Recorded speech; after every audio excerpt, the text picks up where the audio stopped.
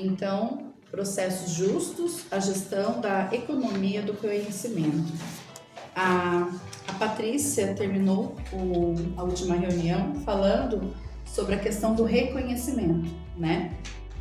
E a linha de raciocínio ela continua na questão de que, né, o olhar do gestor ele tem que estar sempre voltado para quem executa as ações e de como as executa, né?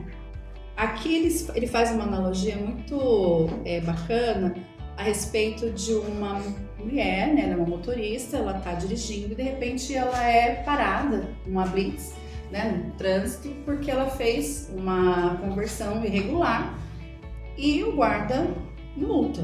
E ela questiona a questão da multa, porque ela não visualiza a placa que está dizendo que ela não poderia ter feito aquilo. E ele mostra para ela que tinha sim, só que a placa estava toda amassada, deteriorada, e então ela não enxergou. E ela vai, né, recorre, e quando ela chega para receber a sentença, o juiz não deixa ela falar e logo dá a sentença favorável a ela, né? E o que nos faz pensar a respeito dessa alusão? Que o juiz, ele leu o processo em si, ele a escutou para entender. A placa vai continuar do mesmo jeito? Quantas pessoas que passaram por aquela placa foram multadas, tiveram um prejuízo, não souberam reivindicar? Então, assim, o processo foi desconsiderado. Se ele parasse para ouvi-la, assim, olha, eu fui multada, mas devido a isso, ele teria tido uma outra postura, pelo menos para falar, então, arrume a placa, tome cuidado, porque esse é o processo, né? Então, a gente tem que sempre pensar que o resultado é importante, mas eu tenho que olhar para o processo, né? Porque é crucial. O funcionário, ele se preocupa muito com a questão de entregar, mas ele se preocupa, a gente não pode pressioná-lo só a entregar, mas do como entregar, né? Porque senão, gente, vira um movimento simplesmente mecânico. Você me cobra, eu te entrego, você me cobra, eu te entrego, mas você não está vendo como eu estou fazendo o processo para entregar, né? E isso acaba sendo injusto, muitas vezes, porque é aquela coisa, né? Ver as pingas que a gente toma, mas não ver os tombos, né, que a gente leva. Então, entender o processo e ser justo com o processo, né, de cada um no seu tempo, faz do líder um líder mais justo. O texto, né, que eu analisei, o título já diz, né, já fala por si só, né? Resultado bom, processo injusto. Aí aqui conta a história de uma indústria de elevadores que começou a entrar em crise devido à questão da baixa procura devido à mudança, né, das empresas comerciais e aí a não necessidade, né, da compra desses elevadores. E aí a empresa viu a necessidade, né, de tomar uma iniciativa muito rápida devido à questão do prejuízo. E aí eles mudaram a forma de operação. Eles trocaram, né, a produção em lotes, que seria produzir, né, de uma só vez uma quantidade limitada, por uma produção que eles chamavam em abordagem celular, que seriam pequenas fábricas independentes, né? Então eles criariam ali dessa forma equipes autodirigidas. E aí dessa forma a empresa como se achou que resolveria brevemente todo esse problema, mas aí vem a questão, né? Começar como? E aí como eles tinham várias empresas, várias cidades a qual faziam esse processo de elevador, eles tiveram a ideia de começar pela empresa que menos dava problema. Então, eles começaram pela empresa que ficava situada na cidade, numa operação em Chester. E aí, por que eles viram que ali seria o processo inicial de tirar aquela operação e passar por um autodirecionamento? Era um lugar onde tinha uma liderança positiva, os funcionários eram engajados, né? Só de o cliente ter o contato com os funcionários da empresa, esses elevadores já eram vendidos. Então eles realmente vestiam a camisa ali daquela empresa e aí eles falaram, bom, vamos começar a mudança por aqui. Né? É o lugar que menos dá problema. Eles inclusive já destituíram a parte de sindicato, então por aqui a gente não terá nenhum problema. Só que eles começaram, né, contratando uma equipe para analisar e começar a fazer processo de auditoria para fazer essa mudança. Só que essas pessoas chegaram, né, todas de terno e tudo mais, e começaram a andar pelo meio da produção. E essas pessoas que eram pessoas que realmente vestiam a camisa ali daquela empresa, não foram comunicadas de nada. Né? Aí eu fiquei pensando, quando pessoas estranhas entram pela nossa escola, nós não sabemos quem são essas pessoas e a gente fica assim, quem é? Quem é? Quem é esse? Quem é aquela? Né? E aí começa a surgir burburinho. Ai, é da DE, não é da DE, não sei o quê. E isso acaba gerando um mal-estar. E esse mal-estar foi gerado dentro da empresa. Né? E aí começou aquela história, teremos demissão em massa. Né? Aí veio, olha, eu fico sabendo que depois que termina o turno, eles discutem muito. Né? Então, coisas vão surgindo. E aí é que vem a questão de que realmente, será que aquela equipe que tem ali aquele engajamento, aquela liderança, ela não precisa ser notificada de nada? Será que a gente não precisa realmente compartilhar? Mas eles são nossos parceiros. Mas eles são nossos parceiros, eles também precisam ser compartilhados. Todo mundo precisa saber do que está acontecendo. Né? E aí começa todo o processo. Foi uma área da empresa que relutou muito em todas essas alterações. E a outra cidade, né, a qual eles acabaram que seria Hyde Park, que eles seriam aí um procedimento que eles deixariam posterior, porque era um lugar onde o sindicato era muito forte, eles não tinham ali aquele líder engajado, eles não tinham aquela confiança. Eles começaram e viram, vamos ter que mudar a estratégia. Vamos compartilhar com eles tudo o que está acontecendo, né? Vamos compartilhar as nossas angústias, vamos compartilhar tudo. E aí é que fala, né? Tendo aprendido a lição, a Elco, que é a empresa, né, de elevadores, adotou outro procedimento. Os gestores realizaram continuamente reuniões abrangendo toda a fábrica para explicar a necessidade do novo sistema.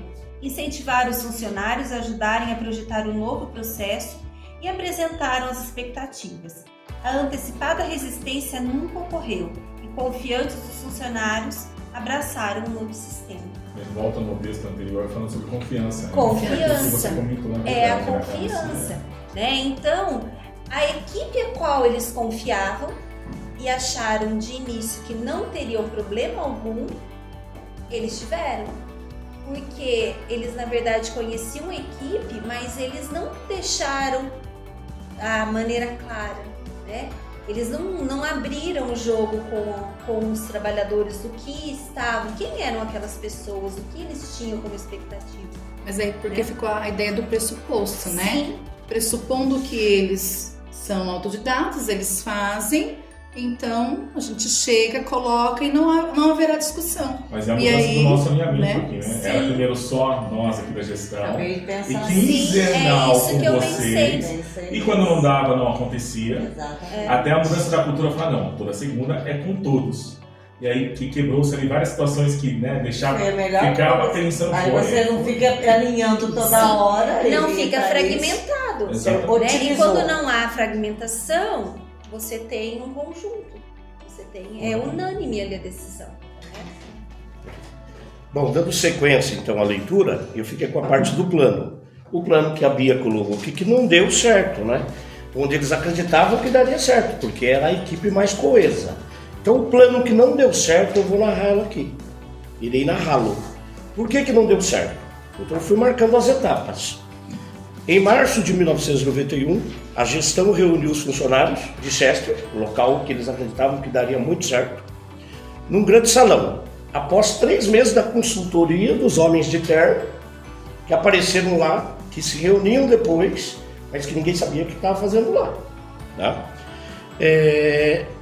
No encontro, a gestão revelou aos colaboradores qual era o plano de mudança que tudo aquilo gerou, que haveria na fábrica.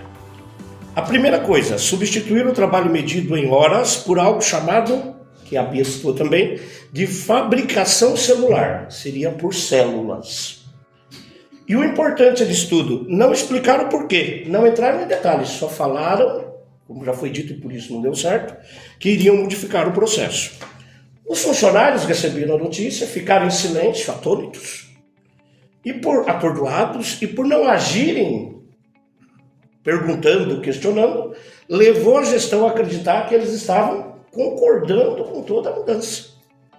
E eles estavam, na verdade, não entendendo nada do que estava acontecendo. Então, os gestores interpretaram como aceitação, acreditando que os empregados embarcaram no plano. Está todo mundo no plano, vai dar certo. E nós vamos produzir os elevadores agora em grande quantidade, com qualidade, está tudo certo. A nossa principal fábrica. Iniciaram a reconfiguração da fábrica. Quando os colaboradores perguntaram a resposta, o máximo que saía, e isso foi só lá na frente, quando eles tomaram coragem, era: teremos ganhos de eficiência. Era essa a resposta. Teremos ganhos de eficiência. Sem entender o processo, alguns funcionários começaram a se sentir mal, até para ir ao trabalho, ou durante o trabalho, porque estava fazendo algo que não sabia por que estava fazendo, né? Não tendo sentido o porquê de trabalhar tanto daquele formato. Então isso estava criando um mal-estar mesmo generalizado e até de saúde mesmo. Os gestores informaram os funcionários que eles não seriam mais avaliados pelo desempenho individual, mas pelo desempenho da célula. Os mais rápidos teriam que compensar a deficiência dos mais lentos ou que tinham um ritmo diferente. O modelo da célula oferecia aos funcionários algumas possibilidades. Melhorar o agendamento de férias, mas nada disso pôde ser visto por eles, porque eles não tinham entendido o processo. Por falta de confiança no processo, que a Bia lembrou muito bem, eles só enxergavam qual lado? O ruim, o negativo. Começaram a descontar seus medos, seus traumas, até brigas e atritos surgiram entre os colaboradores porque não havia o entendimento do processo. Então eles começaram a descontar no outro, com mais estresse, num ambiente mais pesado, muito mais complexo, né?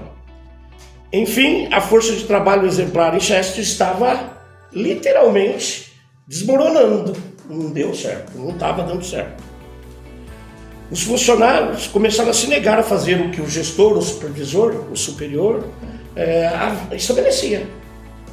Aí, para não desmoronar de forma abrupta, tiraram o gestor, tiraram o coordenador e entregaram um poder maior. Criaram a ideia, que a Bia citou ali, delas serem autodirigidas.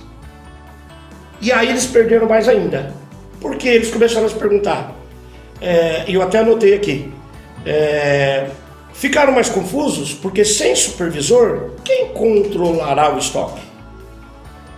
Quem iria consertar as máquinas quando quebrassem? Daí eles se perderam ainda mais. Sem saber como progredir, sentiram que estavam sendo configurados para o fracasso. E eu separei aqui a ideia de que esta foi vendida pelos gestores como a fábrica do futuro, que não deu certo porque o processo não foi trabalhado e apresentado. Daí, dando sequência aqui, vem o primeiro título aqui, é Entendendo o Porquê. Então, qual a importância de se compreender as decisões que são tomadas, né? Então, ele fala a importância de compreender as motivações justificativas por trás das regras e dos processos dentro da organização. Então, entender o porquê, os colaboradores eles se sentem mais engajados e alinhados com os objetivos organizacionais. Não é simplesmente faz, né? Faça-se, cumpra-se, né? Mas entender o porquê que eles estão realizando determinadas funções dentro dessa organização. E daí vem aqui o que é um processo justo, né? Então, o que seria esse processo justo? Então, é um processo transparente e imparcial, baseado em critérios estabelecidos, garantindo que todos tenham as mesmas oportunidades e suas vozes sejam ouvidas. Isso daí garante mais satisfação ao funcionário, mais confiança no líder, na liderança e um clima organizacional mais positivo. Um resultado, né? Até ele citou um exemplo aqui do que aconteceu com a Volks em 92, né? Essa fabricante ela estava em grande expansão. Aí um novo acordo, né? Eles realizaram um novo acordo trabalhista, precisou ser fechado às pressas. O acordo que a Volks assinou com o secretário-geral do sindicato inclui um generoso aumento de 20% no salário dos empregados, porém só colocaram esse aumento, mas o que viria por trás desse aumento não ficou claro, né? Então, os líderes do sindicato não tinham incluído os empregados nas discussões sobre os termos do contrato, não comunicaram que o novo acordo significaria para os empregados e não informaram por que eram necessárias mudanças em algumas regras de trabalho. Então, os trabalhadores não compreenderam qual era a base para as decisões. Então, não foi uma decisão clara, não foi um processo justo, transparente, né? Então, aí o que gerou? A partir disso daí, os empregados eles começaram a fazer greve, né? Greves em massa, por quê? Porque estavam descontentes com essas condições. Então, aí eles analisaram todo esse processo e em 94, o líder ele começou a conversar com o maior número possível de colaboradores, expondo a situação que realmente estava se passando. E aqui, ó, começou dando uma descrição detalhada, deprimente, mas honesta da situação da empresa. A empresa ela estava perdendo dinheiro, apesar dos esforços recentes com corte de custos. Então, ele deixando claro, ele tornando esse processo claro, é o que gerou satisfação aos funcionários e confiança nessa liderança.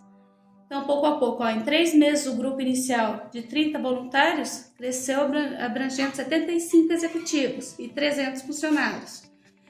Esses 405 agentes de mudança logo se tornaram 1.000, depois 3.000, depois 9.000, à medida que progressivamente recrutavam outros para ajudar a salvar a empresa. Durante o processo, pediam-se tanto de gestores como dos seus subordinados ideias concernentes a decisões que os afetariam. E todos compreendiam como as decisões seriam tomadas. Então, esse seria o processo justo, né? Onde as claras, todos participam das decisões e sabem o que realmente está acontecendo. Os 3 princípios. Então, os elementos fundamentais, né, de um processo justo se constituem de 3 princípios, né, que se fortalecem reciprocamente. Seria lá o engajamento, né, explicação e clareza nas expectativas. Engajamento seria envolvimento, né, dos indivíduos nas discussões que os afetam. Tá? Então, contribuição, o que eles podem fazer, refutar as ideias, né? Ainda que as ideias nem todas sejam aceitas, mas que eles possam expô-las. Depois tem a explicação, significa que cada pessoa envolvida e afetada deveria compreender, né, o porquê das decisões. Então, todas as decisões deveriam ser explicadas a partir do momento que a pessoa entende que ela tem que fazer, o porquê dela fazer, o motivo dela fazer tal coisa, passa a ter sentido e faz com que até, vamos lá, vestir a camisa, né? Seja de uma empresa, de uma escola, quando você entende por que você está aqui, qual é a sua função, por que você faz isso, a coisa passa a ter sentido, né? Eu falo que quando a gente entende o motivo de alguma coisa, a gente faz, né? Não adianta você falar, faça tal coisa, por quê, para quê, né? E aí seria também clareza nas expectativas, se eu tiver sucesso, eu for bem, se eu tiver um bom desempenho, o que eu vou ganhar? Se eu fracassar, qual será a minha punição, entre aspas, disso daí, né? Então, a partir do momento que tudo funciona, quando a gente tem clareza do que a gente está fazendo, a gente faz, né? A gente se empenha, vamos lá, veste a camisa, a gente vai até o fim, a gente luta, né? E é isso que os funcionários acabam fazendo. Seja numa empresa, numa escola, onde quer que seja. Está na vida da gente, né? Quando a gente tem objetivo, a gente tem metas, a gente vai atrás, a gente Mas até além da sua obrigação. Exatamente. A minha parte, gente, nós erramos feio. Então, os gestores da empresa, né, eles transgrediram esses 3 princípios, que é de engajar os funcionários em decisões que os afetam diretamente. Tá? Então, eles não explicaram, né, as coisas foram acontecendo. Aí, depois de todos os conflitos que foram gerados, né, na empresa, foi feita uma pesquisa, o psicólogo fez uma pesquisa com os funcionários, né? Aí reclamaram, falaram que não levaram em consideração a opinião, né? O tempo, a experiência deles. E eles começaram a chamar para fazer reuniões, né? E eles, uns fingiam que não estava acontecendo nada, que não sabiam de nada, outros começaram a reclamar. Mas, para surpresa, os gestores, eles começaram a reunião falando que erraram, né? Que eles erraram e erraram feio, né? Na pressa, na ignorância, né? Eles começaram a fazer as coisas sem comunicar, né, aos funcionários, né? E aí a empresa, né, conseguiu chegar a um conceito que tomar decisões comunicando os funcionários pode trazer vários benefícios, como decisões mais assertivas, equipe mais engajada, mais comunicação e estabelecer principalmente a confiança entre a equipe. Então, a minha parte fala sobre a outra empresa, né, a iPark, que aí foi quando o pessoal da consultoria viu que tinha feito de errado na outra, na Chester, e aí introduziu de uma forma diferente nessa outra empresa, que era uma empresa que era resistente à mudança, que tinha funcionários de 25 anos de serviço para mais e com um gestor novo. Então tudo ali estava para dar errado. Mas como eles tiveram essa visão de chegar e aplicar de uma forma diferente, eles tiveram uma outra resposta, que foi completamente diferente.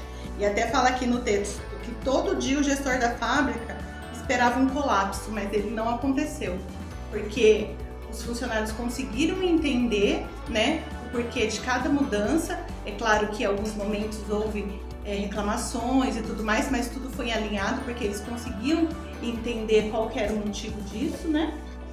E acho que se aplicando aqui na escola, eu posso falar para a parte dos funcionários, que agora a gente está fazendo a formação e até coloquei isso com o Thiago.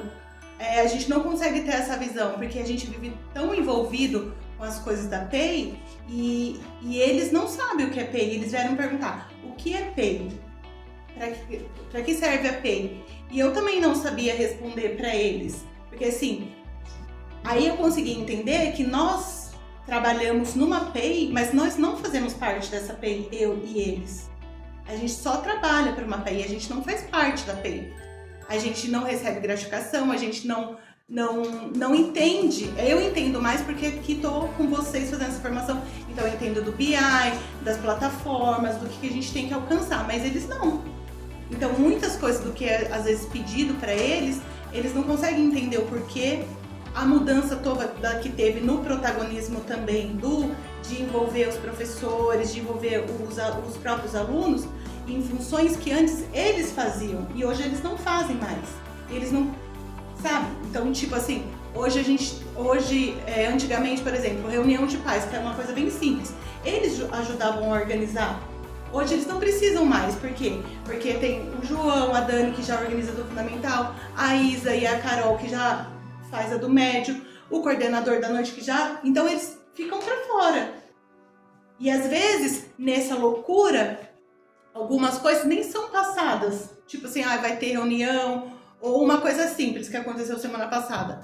Esse alinhamento que teve. Quando alinha alguma coisa que vai acontecer com os alunos aqui, eu anoto e passo para eles. Mas às vezes é em ATPC que vocês alinham e não é passado. Por exemplo, esse negócio dos jogos que o professor falou que foi tão bom. E foi mesmo. Só que não foi passado para os funcionários que ia ter esses jogos. Aí o que acontece? A hora que a gente está voltando, rebanhando todo mundo depois da janta, que é aquela confusão, vai pra sala, busca a mochila, volta quando não quer. A gente vai pra quadro, só que a gente não sabia, entendeu? E às vezes é um desgaste que acontece que pode ser evitado com a comunicação que eles sempre pedem. Então, assim, olhando pra nossa parte aqui, existe mesmo quando você junta tudo isso daqui que ele fala, aqui esses 3 princípios, que é engajamento, explicação e a clareza na expectativa, você está fazendo isso, por exemplo, quando você pede uma buscativa. Por que eu tenho que fazer essa buscativa? Ah, por isso. Ah, porque eu tenho que fazer tal coisa. E explicar o princípio no que vai acarretar isso, eu acho que fica mais claro, né? Dá incentivo, estímulo e a clareza no processo. Eu coloquei essa parte. Dá sentido. Dá sentido pro que a gente está pedindo. Porque para com esse negócio de, tipo assim, que nem a Ju falou, a Claudete, eu não lembro. Pega, faz isso e só. Tá, muitas vezes a gente vai pegar e vai fazer. Eu sou uma pessoa que, às vezes, eu sei fazer, vou lá e falo, você faz uma planilha pra mim? Mas por quê que eu tenho que fazer tudo isso? Isso é uma coisa que sempre quando eu vou passar algum serviço pra eles, eu explico. Às vezes pra Michelle que eu tô passando mais coisa agora, tem que fazer isso porque tem que ser nessa data, porque se não for nessa data, acontece tal isso, tem... Então tudo que eu vou passando pra ela, pra Jo, pra Laís, você tem que explicar o processo. Então eu acho que sempre quando... o principal é a comunicação.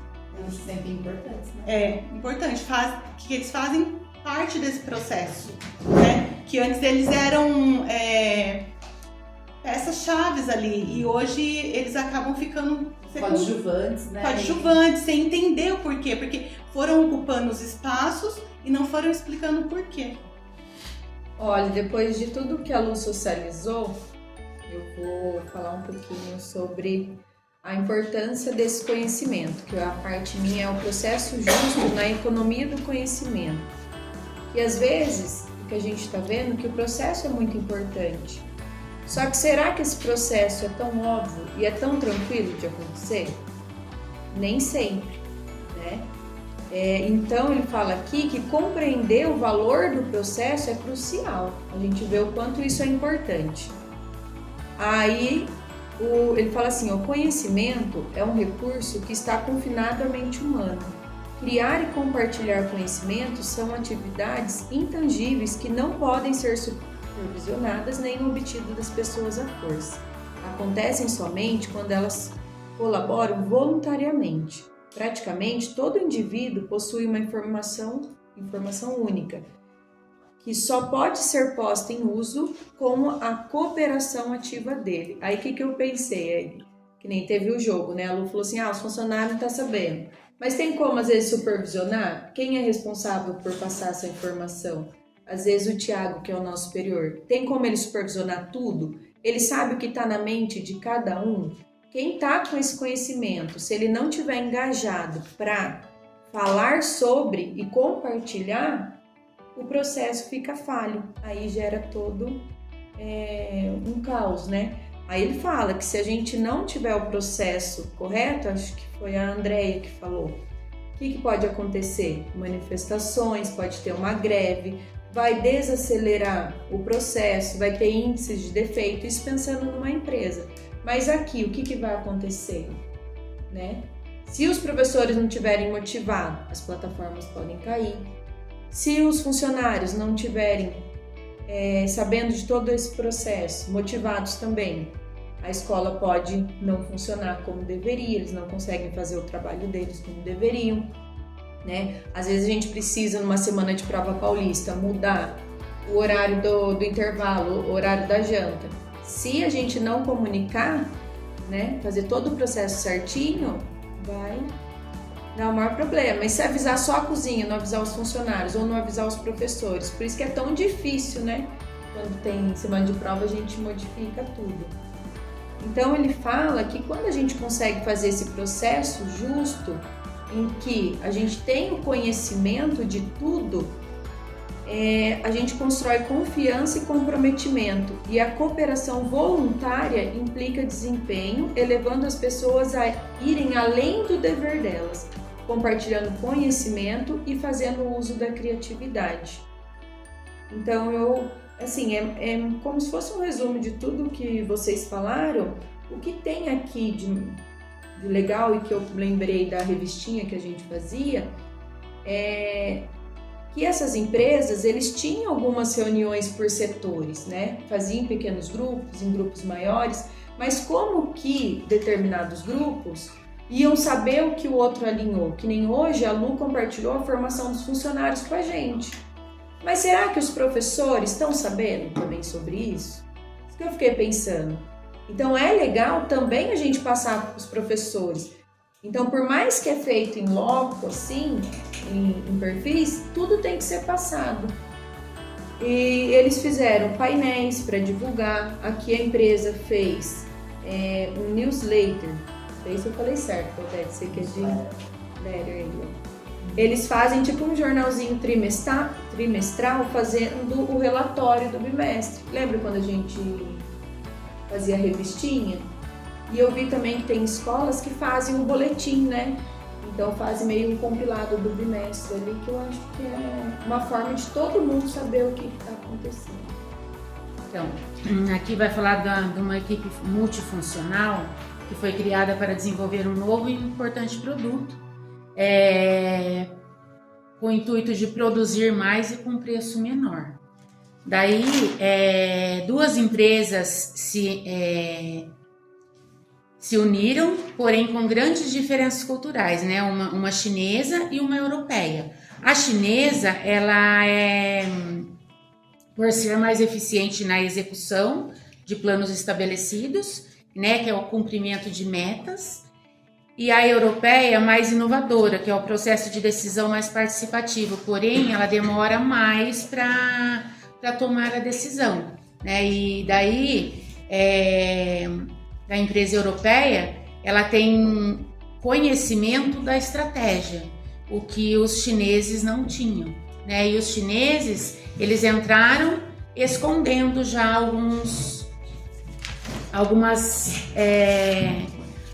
falhas, né? Ele fala assim, ó, não passa informações críticas sobre o andamento da sua sede, enquanto que os europeus também escondiam que